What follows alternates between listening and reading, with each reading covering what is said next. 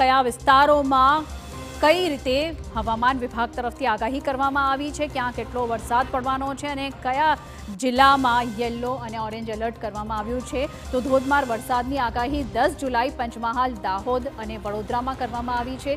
તો આ 10 જુલાઈ માટે નર્મદા, તાપી, દમણમાં પણ કરવામાં આવી છે ધોધમાર વરસાદની આગાહી, એટલે તમામ લોકોએ ચેતવાની જરૂર છે। તો આ તમામ અલગ અલગ એવા જિલ્લાઓ છે જ્યાં 10 જુલાઈની ધોધમાર વરસાદની આગાહી કરવામાં આવી છે। સાથે છોટાઉદેપુર, સુરત અને ડાંગ આ તમામ એવા વિસ્તારો છે જ્યાં તમામ લોકોએ સાવચેત રહેવાની જરૂર છે। સાથે નવસારી, વલસાડ, દાદરા, નગર હવેલી આ તમામ વિસ્તારોમાં 10 જુલાઈના ધોધમાર વરસાદની આગાહી કરવામાં આવી છે।